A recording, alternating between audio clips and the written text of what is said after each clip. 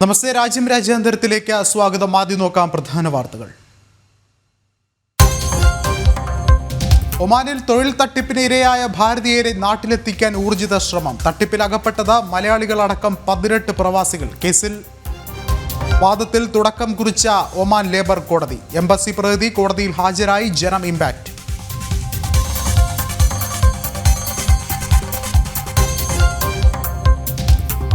രണ്ട് ദിവസത്തെ സൗദി സന്ദർശനത്തിനൊരുങ്ങി പ്രധാനമന്ത്രി. സൗദി കിരീടാവകാശിയും പ്രധാനമന്ത്രിയുമായ മുഹമ്മദ് ബിൻ സൽമാനുമായി നരേന്ദ്രമോദി ചർച്ച നടത്തും. ഉഭയകക്ഷി വിഷയങ്ങളും പശ്ചിമേഷ്യൻ സാഹചര്യങ്ങളും ചർച്ചയാകും.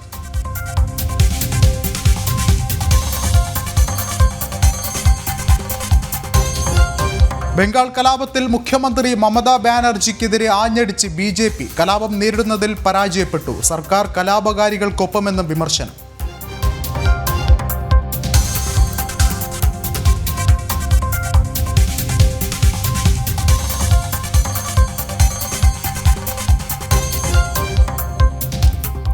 ജമ്മുകശ്മീരിൽ മണ്ണിടിച്ചിലിൽ 3 മരണം. അപകടം ജമ്മു ശ്രീനഗർ ദേശീയപാതയിലെ റംബാനിൽ. നിരവധി വീടുകൾ തകർന്നു. ദേശീയപാതയിൽ ഗതാഗത തടസ്സം.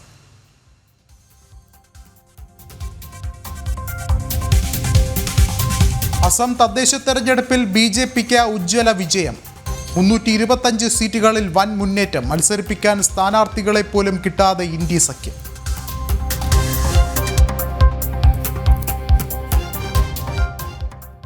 വിശദമായ വാർത്തകളിലേക്ക്. ഒമാനിൽ തൊഴിൽ തട്ടിപ്പിന് ഇരയായ മലയാളികൾ ഉൾപ്പെടെയുള്ള ഭാരതീയരെ നാട്ടിലെത്തിക്കാൻ ഊർജിത ശ്രമം. കേസിന്റെ വാദം ഒമാൻ ലേബർ കോടതിയിൽ ആരംഭിച്ചു.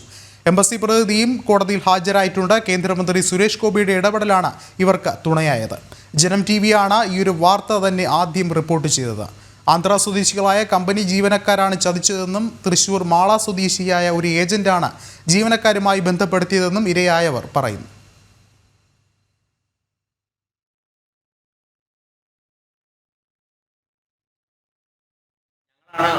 ഒമാനിൽ കുടുങ്ങിക്കിടന്ന ആളുകൾ, അതിൽ 9 പേര് ഇപ്പോൾ ഞങ്ങൾ ഇവിടെ ഉണ്ട്. ബാക്കി 9 പേരെ ഇവിടുത്തെ സോഷ്യൽ വർക്കർമാർ വന്നിട്ട് അവർ വേറെ സ്ഥലത്തോട്ട് മാറ്റിയിട്ടുണ്ട്. സേഫായിട്ടിരിക്കുന്നു എല്ലാവരും. ഇപ്പോൾ ഞങ്ങൾ ഫുഡൊക്കെ കഴിച്ചു. അവർ എല്ലാവരും വന്നിപ്പോൾ കുറച്ച് പേര് ഞങ്ങളെ വന്ന് കണ്ടു. ഞങ്ങൾ സേഫാണ്, കുഴപ്പമൊന്നുമില്ല. സുരേഷ് ഗോപി സാറിനെ ഞങ്ങൾ ആ മെയിൽ അയച്ച സമയത്ത്, ഇത്രയും പ്രശ്നമുള്ള സമയത്ത് നമുക്ക് ഇങ്ങനെ ഒരു പ്രതീക്ഷയില്ലായിരുന്നു. പക്ഷേ പുള്ളിക്ക് അയച്ചത് നമുക്കൊരു പ്രതീക്ഷ ഉള്ളതുകൊണ്ട് ആ പുള്ളിക്കാരൻ നമ്മൾ ആ മെയിൽ അയച്ചത്. കാരണം നമ്മൾ സഹായിക്കുന്ന ഒരു തോന്നൽ നമുക്കുണ്ടായി. പക്ഷേ അയച്ചതിൻ്റെ ആ സ്പോട്ടിൽ തന്നെ ഒരു 15 മിനിറ്റ് പോലും എടുത്തില്ല. അന്നേരം തന്നെ പുള്ളിക്കാരൻ നമുക്ക് റിപ്ലൈ ഇട്ടു. പിറ്റേ രാവിലെ തന്നെ എംബസി വിളിച്ച് കാര്യങ്ങളെല്ലാം നടപടി മുമ്പോട്ട് നീക്കി. ഇപ്പോൾ ഞങ്ങൾ സേഫാണ്. ഞങ്ങളിവിടെ വന്നതിന് ശേഷം രാത്രി 2 മണിക്ക് ഞങ്ങൾ വന്നിട്ട് ഒരു 4 മണി ആയപ്പോഴത്തേക്കും നമ്മളെ തിരക്കി ഇവിടുത്തെ സോഷ്യൽ വർക്കർമാരും ബാക്കി 1-2 ആളുകളും ഇവിടെ എത്തി. സാറ് വിളിച്ച് പറഞ്ഞതനുസരിച്ചിട്ട് ജനം TV-യിലെ ഒരു റിപ്പോർട്ടർ ഇവിടെ ബാക്കിയുള്ള ആളുകളെ അറേഞ്ച് ചെയ്ത് തന്നു. അങ്ങനെ എല്ലാവരും നല്ല സന്തോഷത്തിലാണ്. എത്രയും പെട്ടെന്ന് നാട്ടിൽ വരാൻ വേണ്ടി വിചാരിക്കുന്നു. ഞങ്ങളിപ്പോൾ ഇവിടെ ലേബർ കോർട്ടിൽ വന്നായിരുന്നു. ലേബർ കോർട്ടിൽ വന്നപ്പോൾ നമ്മൾ നമ്മുടെ കാര്യങ്ങൾ പറഞ്ഞു. അപ്പോൾ ഇവിടുത്തെ സ്പോൺസർ പറയുന്നത്, അയാൾ പറയുന്നത് ഞങ്ങൾ കാരണം അയാൾക്ക് ഇത്രയും പൈസ നഷ്ടമായെന്ന്. അയാൾക്ക് ആ പൈസ കിട്ടുവാണെങ്കിൽ അയാൾ നാട്ടിലോട്ട് പോകാൻ സമ്മതിക്കത്തുള്ള രീതിയിൽ അയാൾ ഇപ്പോൾ ലേബർ കോർട്ടിൽ പറഞ്ഞു. ഞങ്ങൾ പറയാനുള്ള കാര്യങ്ങൾ ഞങ്ങളും പറഞ്ഞു. കാരണം നമ്മൾ ഇവിടെ ആർക്ക് വെൽഡിങ്ങിന്റെ ജോലി എന്ന് പറഞ്ഞാണ് നമ്മളെ നാട്ടിൽ നമ്മുടെ ഏജന്റ് നമ്മളെ ഇങ്ങോട്ട് കൊണ്ടുവന്നത്. ഞങ്ങൾ തന്നെ ആന്ധ്രയിൽ നിന്ന് 2 ഏജന്റുമാരുണ്ടായിരുന്നു. നമ്മുടെ നാട്ടിൽ നിന്ന് 2 ഏജന്റുമാരുണ്ടായിരുന്നു. അവർ നമ്മളെ ആർക്ക് വെൽഡിങ്ങിന്റെ വേക്കൻസി ഉണ്ട്, 160 റിയാൽ ശമ്പളം ഉണ്ടെന്നൊക്കെ പറഞ്ഞാണ് നമ്മളെ ഇവിടെ കൊണ്ടുവന്നത്. ഇവിടെ വന്നതിന് ശേഷം നമ്മൾ അറിയുന്നതാണ് ഇവിടെ ആർക്ക് വെൽഡിങ്ങിന്റെ ജോലിയില്ല, നിങ്ങൾ ക്ലീനിങ് നടക്കണമെന്ന് കമ്പനിക്കാർ പറയുന്നത്. അപ്പം അങ്ങനെയാണ് ഇവിടെ പ്രശ്നങ്ങൾ തുടക്കമുണ്ടായത്. ഇല്ലെങ്കിൽ മിഗ് വെൽഡിങ് ചെയ്യണമെന്ന് പറഞ്ഞു. നമുക്കത് അറിയത്തില്ല. അറിയാത്ത കാര്യം നമ്മൾ ചെയ്യാൻ പറ്റത്തില്ല. അപ്പം നമ്മളത് അവരോട് പറഞ്ഞപ്പോഴും ഇവർ ഇത്രയും ദിവസം നമ്മളെ വെച്ച് ഇവിടെ താമസിപ്പിക്കുമായിരുന്നു. ഇപ്പോൾ തട്ടിപ്പിന് ഇരയായ മലയാളികളിൽ ഒരാൾ കൂടിയായ അഭിജിത്ത് നമ്മോടൊപ്പം ചേരുന്നുണ്ട്. അഭിജിത്ത്, കേൾക്കാമെങ്കിൽ ഈ മലയാളിയായ ഒരു ഏജന്റാണ് നിങ്ങളെ ഇങ്ങോട്ടേക്ക് എത്തിച്ചതെന്നാണ് അറിയാൻ സാധിക്കുന്നത്. ഏത് സാഹചര്യത്തിലാണ് ഇവിടെ എത്തുന്നത്? എന്താണ് ആ ഒരു സാഹചര്യം? അതൊന്ന് വിശദീകരിക്കാമോ? ചേട്ടാ കേൾക്കാമോ? യെസ്, പറഞ്ഞോളൂ. ഞങ്ങള് നാട്ടിൽ നിന്ന് നമ്മുടെ ഒരു തൃശ്ശൂർ സ്വദേശി, മാള സ്വദേശിയായിട്ടുള്ളൊരു പുള്ളിക്കാരനാണ്, വിനയൻ എന്നാണ് അദ്ദേഹത്തിന്റെ പേര്. അദ്ദേഹം വഴിയാണ് നമ്മളിവിടെ ഈ ഒമാനിലേക്ക് നമ്മൾ വരുന്നത്. ഞങ്ങളൊരു 9 പേര് അദ്ദേഹത്തിന്റെ കെയറോഫിലും ബാക്കി ഒരു 9 പേര് ആന്ധ്ര സ്വദേശികളായിട്ടുള്ള ഒരു 4 ഏജന്റുമാരുണ്ട്, അവരുടെ കെയറോഫിലുമാണ് വന്നത്. യെസ്, എന്ത് ഹലോ, പറഞ്ഞാണ് നിങ്ങൾ ഇങ്ങോട്ട് കൊണ്ടുവരുന്നത്? നമ്മളോട് പറഞ്ഞത് ആർക്ക് വെൽഡിങ്ങിന്റെ ജോലി എന്നാണ് നമ്മളോട് പറഞ്ഞത്. നമ്മളത് ചെയ്യുകയും ചെയ്യും, നമുക്ക് കുഴപ്പമില്ല. ഞങ്ങൾ അങ്ങനെയാണ് ഇവിടെ വന്നത്. വന്നതിന് ശേഷം നമ്മൾ ടെസ്റ്റ് പോലും അടിക്കാതെ അവര് നമ്മളോട് പറഞ്ഞു നിങ്ങൾ ടെസ്റ്റ് ഫെയിൽ ആണ്, നിങ്ങൾ ക്ലീനിങ്ങിന് ഇറങ്ങണം എന്ന് പറഞ്ഞു. ഷിപ്പിന്റെ ക്ലീനിങ് ആണ്, അത് നമുക്ക് ചെയ്യാൻ പറ്റത്തില്ല. കൂടുതലും ബംഗ്ലാദേശ് സ്വദേശികളും പാകിസ്ഥാനികളായിട്ടുള്ള ആളുകളാണ് കൂടുതൽ അത് ചെയ്യുന്നത്. അതിൽ ജോലി ചെയ്യുന്ന ആളുകൾക്ക് സംബന്ധമായിട്ടുള്ള അസുഖങ്ങളെല്ലാം ഉണ്ടാവുന്നുണ്ട്. അത് നമ്മുടെ ഈ ഷിപ്പിന്റെ അകത്തെ എഞ്ചിനകത്ത് ഇറങ്ങിയിട്ട് അവിടുന്ന് ഈ ഓയിലും അങ്ങനത്തെ കുറെ വേസ്റ്റ് സാധനങ്ങളെല്ലാം വാരിയത്, അങ്ങനത്തെ കുറെ ജോലിയാണ്. അത് നമുക്ക് ചെയ്യാൻ പറ്റുന്ന ജോലിയല്ല. മാത്രമല്ല ശമ്പളമില്ല, 80 റിയാലേ ഉള്ളൂ ശമ്പളം അതിന്. അഭിജിത്ത്, നമുക്കറിയാലോ സാധാരണ ഒരു നമുക്ക് ജോലിയിലേക്ക്, നമ്മളോട് പറഞ്ഞ യെസ്, അതായത് സാധാരണ ഒരു ജോലിയിലേക്ക് വരുമ്പോൾ അതിന് കൃത്യമായ ചില രേഖകൾ കാണിച്ചിട്ടുണ്ടാകും, അല്ലെങ്കിൽ ആ രേഖകൾ ഉണ്ടായിട്ടുണ്ടാകാം. ഒരുപക്ഷെ ഈ ഏജന്റ് നിങ്ങളെ എന്ത് പറഞ്ഞ് വിശ്വസിപ്പിച്ചാണ് ഈ ഒരു ജോലിയിലേക്ക് കൊണ്ടുവരുന്നത്? അവർ നൽകിയ വിവരങ്ങൾ എന്തൊക്കെയായിരുന്നു? നമ്മളോട് പറഞ്ഞത് ആർക്ക് വെൽഡിങ്ങിന്റെ ജോലിയാണ് ഇവിടെ, 160 റിയാൽ ശമ്പളം, 750 പൈസ നമുക്ക് ഓവർ ടൈമിനും മണിക്കൂറിന് ഓവർ ടൈമും കിട്ടുമെന്ന് പറഞ്ഞിട്ടാണ് വന്നത്. പിന്നെ ഫുഡ് അക്കോമഡേഷൻ ഉണ്ട്, ഇതെല്ലാം പറഞ്ഞിട്ടാണ് നമ്മളെ കൊണ്ടുവന്നത്. ഇവിടെ പക്ഷേ വന്ന് എത്തിയതിനു ആദ്യത്തെ ഒരു ശേഷം, മാസമായിട്ട് യെസ് പറഞ്ഞോളൂ.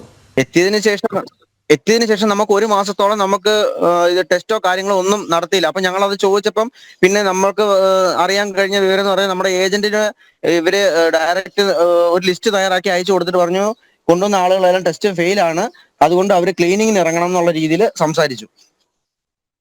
അപ്പൊ അതിനെ തുടർന്ന് ഞങ്ങള് പറഞ്ഞു ഞങ്ങൾക്ക് ടെസ്റ്റ് കിട്ടിയിട്ടില്ല, ഞങ്ങൾ ഇറങ്ങത്തില്ല എന്ന് ഞങ്ങൾ കൺഫേം ആയിട്ട് ഞങ്ങൾ പറഞ്ഞു. ഞങ്ങൾ എല്ലാവരും ഒരുമിച്ച് പറഞ്ഞു. അപ്പൊ പിന്നെ അവര് പിന്നെ നോക്കട്ടെ, ഞങ്ങൾക്ക് വേറെ വർക്ക് ഓർഡർ കിട്ടാറുണ്ട് എന്നൊക്കെ പറഞ്ഞ് കുറച്ച് ദിവസം ഞങ്ങളെ തള്ളി നീക്കി. പിന്നെ അത് ഭീഷണിയുടെ സ്വരത്തിലേക്ക് മാറി. അപ്പോൾ അങ്ങനൊരു സാഹചര്യം വന്നപ്പോഴാണ് ഞങ്ങള് ഈ പറയുന്ന രീതിയിൽ എന്നാ എംബസി വഴി ഒന്ന് കോൺടാക്ട് ചെയ്യാന്ന് വിചാരിച്ചത്. പക്ഷെ എംബസി വഴി കോൺടാക്ട് ചെയ്യുന്നതിന് മുമ്പ് തന്നെ സുരേഷ് ഗോപി സാറിനൊന്ന് മെയിൽ അയക്കണം എന്നൊരു ആഗ്രഹം ഉണ്ടായിരുന്നു. കാരണം നമുക്കൊരു പ്രതീക്ഷയുണ്ട്, നമ്മൾ ഒരുപാട് സമയത്ത് കേട്ടിട്ടുണ്ട് അദ്ദേഹം ഇങ്ങനെ ഒത്തിരി ആളുകളെ സഹായിക്കുന്ന ആളാണെന്നും. എന്തെങ്കിലും നമ്മുടെ നാട്ടില് ഒരു പ്രശ്നം ഉണ്ടാകുമ്പോൾ നമ്മുടെ ആൾക്കാർ നമ്മൾ അറിയിക്കണമല്ലോ. അപ്പൊ അതിനെ തുടർന്ന് ഞങ്ങള് എംബസിക്ക് അയച്ചു. എംബസിക്ക് അയച്ചതിന്റെ കൂടെ തന്നെ ഒരു ദിവസം വൈകുന്നേരം ഒരു 6:55 ആയപ്പോൾ ഞങ്ങൾ സുരേഷ് ഗോപി സാറിന് മെയിൽ അയച്ചു. കൃത്യം ഒരു 7:10 ആയപ്പോൾ തന്നെ നമുക്ക് ഓഫീസിൽ നിന്ന് നമുക്ക് തിരിച്ച് റിപ്ലൈ വന്നു. നമ്മളെ നാട്ടിൽ നിന്ന് ഇങ്ങോട്ട് വിളിച്ചു, എന്താണ് നിങ്ങളുടെ പ്രശ്നം, എന്താണ് കാര്യം എന്നെല്ലാം വിശദമായിട്ട് ചോദിച്ചറിഞ്ഞു. എന്നിട്ട് പിറ്റേ ദിവസം നമ്മളോട് സമാധാനമായിട്ട് ഇരിക്കാൻ പറഞ്ഞു. പിറ്റേ ദിവസം രാവിലെ തന്നെ എംബസിയിൽ വിളിച്ച് അറിയിച്ചു. സുരേഷ് ഗോപി സാറ് ഡയറക്റ്റ് ഇവിടെ വിളിച്ച് കാര്യങ്ങൾ മുമ്പോട്ട് നീക്കിയതാണ് ഞങ്ങൾ അറിഞ്ഞത്. പിന്നെ നമ്മൾ എംബസിയിലോ മറ്റോ ലേബർ കോർട്ടിലോ നമ്മൾ അപ്രോച്ച് ചെയ്ത് കഴിഞ്ഞാൽ നമുക്ക് ഫുഡും അക്കോമഡേഷൻ കട്ട് ചെയ്യും, നിങ്ങളെ പുറത്താക്കും, അങ്ങനെ പല ഭീഷണികൾ ഞങ്ങൾക്ക് ഉണ്ടായി. പക്ഷെ നമ്മൾ അത് അത്ര വലിയ കാര്യമാക്കിയില്ല. അത് മാത്രമല്ല, നമ്മുടെ ഏജന്റിനോട് ചോദിച്ചായിരുന്നു ഇങ്ങനെ ഒരു പ്രശ്നം ഉണ്ടപ്പോൾ നമുക്ക് എംബസി വഴിയോ കോടതി വഴിയോ എന്തെങ്കിലും ചെയ്യാൻ പറ്റുമെന്ന് ചോദിച്ചപ്പോൾ അവര് നമ്മളെ പറഞ്ഞ് പിന്തിരിപ്പിച്ചു. അത് ഒരുപാട് താമസം എടുക്കും, അത് നടക്കത്തില്ല, അങ്ങനെയാണ് ഇങ്ങനെയാണെന്ന് പറഞ്ഞ് നമ്മൾ ഒത്തിരി നമ്മളോട് അവര് നെഗറ്റീവായിട്ട് സംസാരിച്ചു. എന്തും വരട്ടെ എന്ന് വെച്ചാൽ ഞങ്ങള് എംബസിക്ക് മെയിൽ അയച്ചത്. പക്ഷേ സുരേഷ് ഗോപി സാറിന്റെ മെയിൽ അയച്ചപ്പോൾ നമുക്കൊരു വിശ്വാസം ഉണ്ടായിരുന്നു. പക്ഷെ അത് വിശ്വാസം നമുക്ക് തെറ്റിയില്ല കേട്ടോ. കാരണം നമ്മൾ അയച്ചിട്ട് ഒരു 10 മിനിറ്റ് കഴിഞ്ഞപ്പോഴത്തേക്ക് നമുക്ക് റിപ്ലൈ വന്നു. പിറ്റേന്ന് രാവിലെ തന്നെ സാർ അതിന്റെ വേണ്ടുന്ന കാര്യങ്ങൾ ചെയ്തു. എംബസിയിൽ നമ്മളെ രാവിലെ കോൺടാക്ട് ചെയ്തു. അവര് എംബസിയിൽ നിന്ന് നമ്മുടെ അർബാബിനെയും വിളിച്ചിട്ട് അവര് കാര്യങ്ങൾ സംസാരിച്ചു. ഈ കാര്യങ്ങൾ സംസാരിച്ച് ഒരു കുറച്ച് കഴിഞ്ഞപ്പോഴത്തേക്ക് ഞങ്ങളുടെ ഫുഡിന്റെ ആദ്യം കട്ടാക്കി, നമ്മുടെ നെറ്റ് വൈഫൈ ആദ്യം കട്ട് ചെയ്തു. പിന്നീട് പിറ്റേന്ന് രാവിലെ വന്ന് ഞങ്ങളുടെ റൂം വെക്കേറ്റ് ചെയ്യാൻ വേണ്ടിയിട്ട്.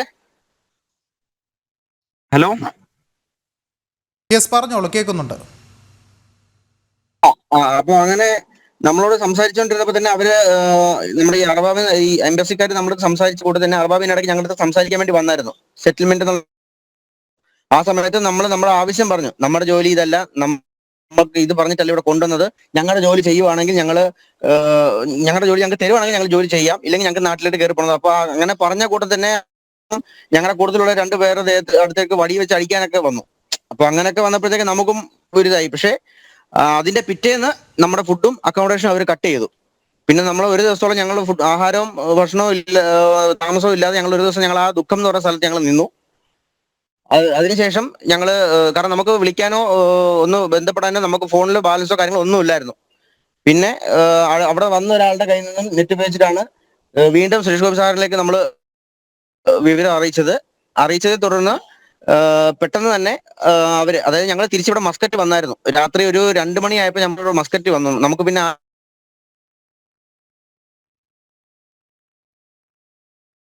യെസ്, അഭിജിത്ത് ഈ സൂചിപ്പിച്ചതുപോലെ വളരെ വലിയൊരു ദുരവസ്ഥ തന്നെയാണ് ഇപ്പോൾ നിങ്ങൾ നേരിട്ടത്. എന്തു തന്നെയായാലും ഇപ്പോൾ ഈ ഒരു കേസുമായി ബന്ധപ്പെട്ട് വാദം നടക്കുകയാണ് ലേബർ കോർട്ടിൽ. അവിടെ നടക്കുന്ന ഈ ലേബർ കോർട്ടിലെ കേസിന്റെ ഒരു വിവരങ്ങൾ എന്തെങ്കിലും ഇപ്പോൾ ലഭ്യമാകുന്നുണ്ടോ? റിപ്പോർട്ടറായിട്ടുള്ള താജുദ്ദീൻ ചേട്ടനെയും മറ്റേ കൃഷ്ണേന്ദു എന്ന് പറഞ്ഞ ചേട്ടനെയും വിളിച്ച് വിവരം അറിയിച്ചു. അത് വിളിച്ചു പറഞ്ഞ ഒരു 15 മിനിറ്റിനകത്ത് തന്നെ അവർ നമ്മളുടെ അടുത്ത് വരികയും നമുക്ക് ആദ്യമേ ആഹാരം വാങ്ങിച്ചു തന്നു. പിന്നെ കാരണം കൂട്ടത്തിൽ ഷുഗറും അങ്ങനെ പ്രശ്നങ്ങളുള്ള കുറച്ച് ആളുകൾ ഉണ്ടായിരുന്നു. അതിന് മാത്രമല്ല, ഒരു ദിവസത്തോളം ആഹാരം ഇല്ലാതെ ഇങ്ങനെ, ഇപ്പോഴത്തെ ചൂടറിയാലോ, ആ ചൂടത്ത് ഇങ്ങനെ അലഞ്ഞു തിരിഞ്ഞ് നടന്നതാണ്. അപ്പൊ അങ്ങനെ വന്നപ്പോൾ അവർ നമ്മളെ കൊണ്ടുവന്ന് ആദ്യം ആഹാരം വാങ്ങിച്ചു തന്നു. അതിനുശേഷം നമുക്ക് താമസിക്കാൻ നമുക്കൊരു 2 റൂമും നമുക്ക് അറേഞ്ച് ചെയ്ത് തന്നു. പിന്നെ ഇന്ന് അവര് എല്ലാവരും വന്ന് നമ്മളോട് എപ്പോഴും തിരക്കുന്നുണ്ട്, വിളിച്ചും തിരക്കുന്നുണ്ട്, നമ്മുടെ കാര്യങ്ങൾ എന്താണെന്ന് അറിയുന്നുണ്ട്. ഇന്ന് രാവിലെ ലേബർ കോർട്ടിൽ പോകാൻ നേരം നമ്മളെ വിളിച്ച് പറഞ്ഞായിരുന്നു എന്താണെന്ന് വെച്ചാൽ വിവരം അവരെ വിളിച്ച് പറയണം എന്നുള്ളത്. നമ്മളെ എംബസിയിൽ സുരേഷ് ഗോപി സാറ് വീണ്ടും വിളിച്ച് അവരെ കുറച്ചുകൂടെ ഒന്ന് ഫോഴ്സ് ചെയ്തതിന് പ്രകാരം അവരുടെ എംബസിയിലെ സാറ് നമ്മളെ വിളിച്ചിട്ടുണ്ടായിരുന്നു. അവരും പറഞ്ഞു നിങ്ങൾ ഒന്നുകൊണ്ടും പേടിക്കേണ്ട, ഞങ്ങളുടെ ആൾ കൂടെ വരാമെന്ന് പറഞ്ഞിട്ടാണ് ഇന്ന് എംബസിയിലെ ഉദ്യോഗസ്ഥൻ നമ്മുടെ കൂടെ ലേബർ കോർട്ടിൽ വന്നത്.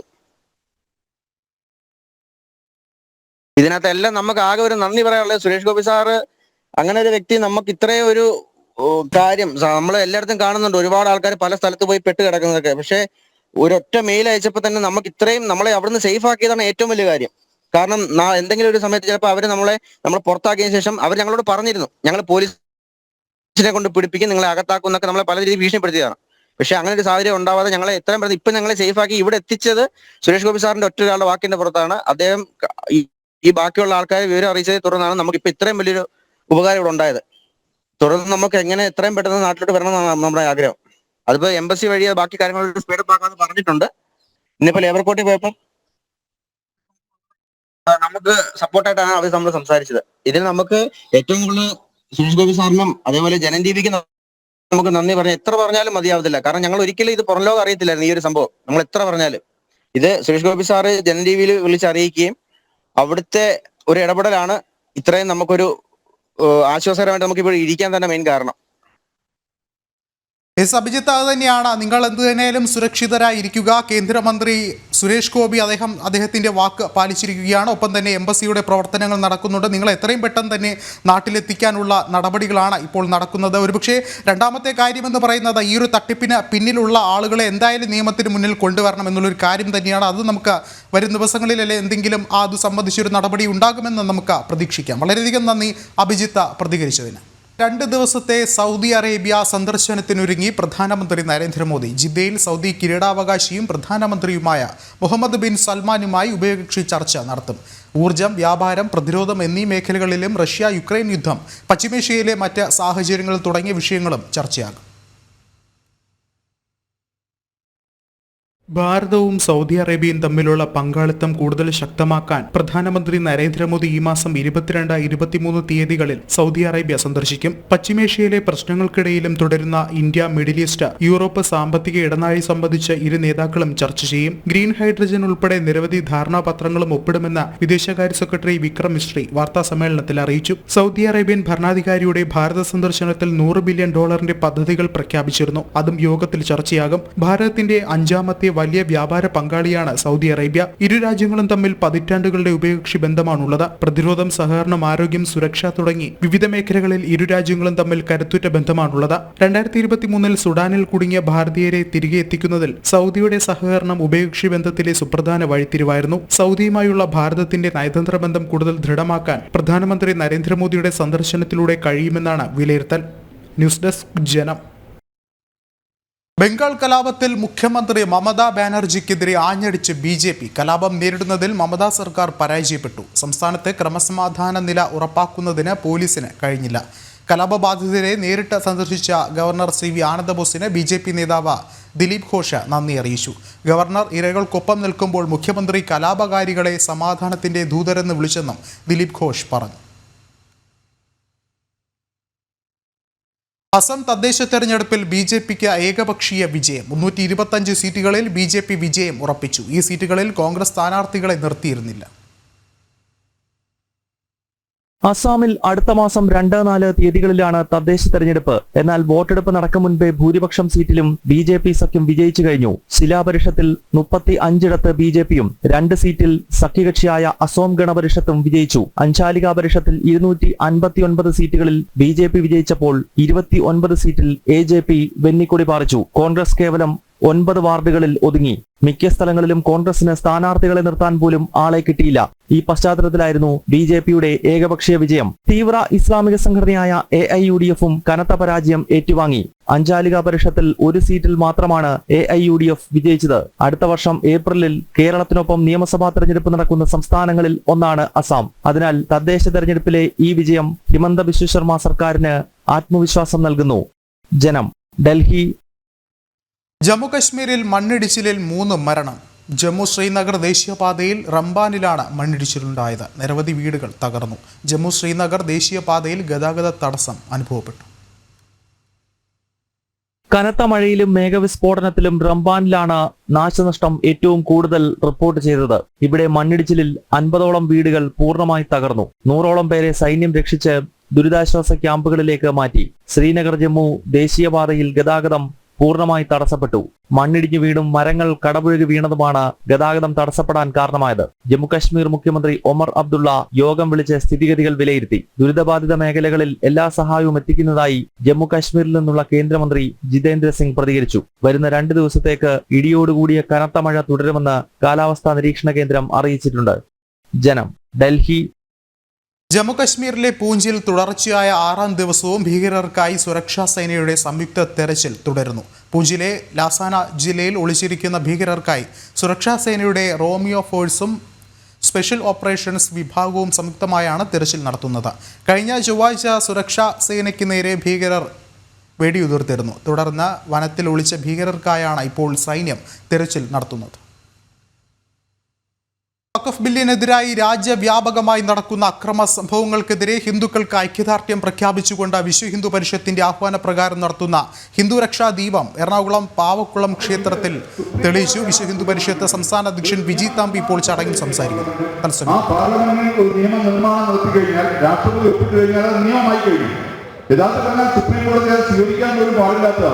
പക്ഷെ നിർഭാഗ്യവശാൽ ഇപ്പോൾ അത് സ്വീകരിച്ചിരിക്കുന്നു. പക്ഷെ അതിന്റെ പേരിൽ ഇവർ പറയുന്ന പോലെ സ്റ്റേയും കാര്യങ്ങളൊന്നും വന്നിട്ടില്ല.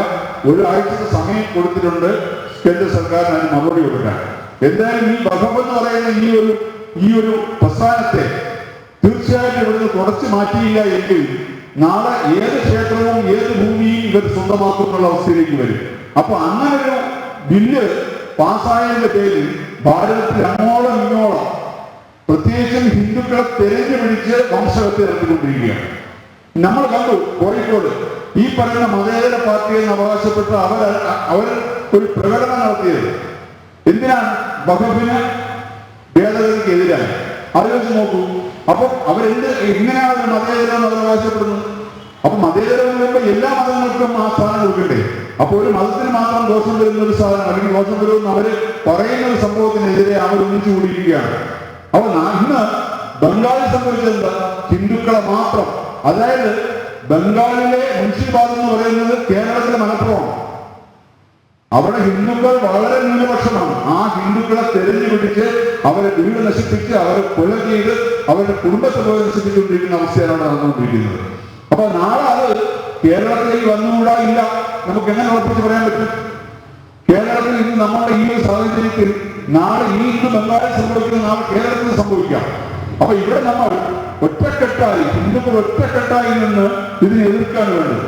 ഇവിടെ മറ്റു ജാതി വർണ്ണ വ്യത്യാസമെല്ലാം മറന്ന് നമ്മൾ ഹിന്ദു എന്നുള്ള ഒറ്റ ഒരു ഇതിൽ 2 അക്ഷരത്തിന്റെ പിന്നിൽ അണിനിരന്ന് ഇതിനെ ശക്തമായി എതിർക്കുകയാണ് വേണ്ടത്. ഇപ്പൊ കഴിഞ്ഞ 2 ദിവസമായി കേരളത്തിലെ എല്ലാ താലൂക്ക് ആസ്ഥാനങ്ങളിലും ഇവിടുത്തെ കേരളത്തിലെ എല്ലാ ഹൈന്ദവ സംഘടനകളുടെയും നേതൃത്വത്തിൽ പ്രതിഷേധ പ്രവർത്തനങ്ങൾ നടക്കുന്നുണ്ട്.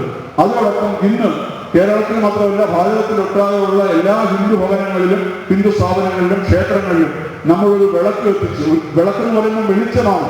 ഇനിയെങ്കിലും ഈ അന്ധകാരം മൂടിയിരിക്കുന്ന മനസ്സുകളിലേക്ക് ഒരു വെളിച്ചം തെളിയട്ടെ എന്നുള്ള ആ ലക്ഷ്യത്തോടു കൂടിയാണ് നമ്മൾ ഇന്ന് വിളക്ക് കത്തിച്ച് ഈ പ്രതിഷേധം നമ്മളിവിടെ രേഖപ്പെടുത്തുന്നത്.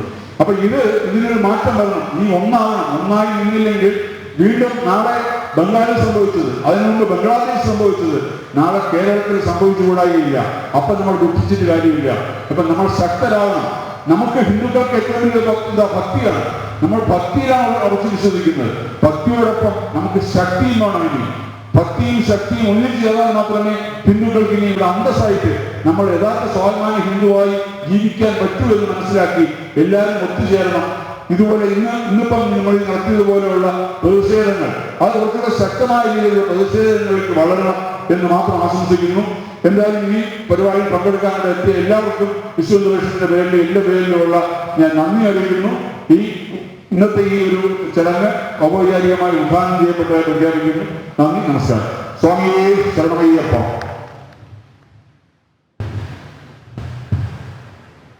പ്രിയപ്പെട്ട ഉമ്മൻചാണ്ടിനോട് രണ്ടു വാക്ക് പറയാൻ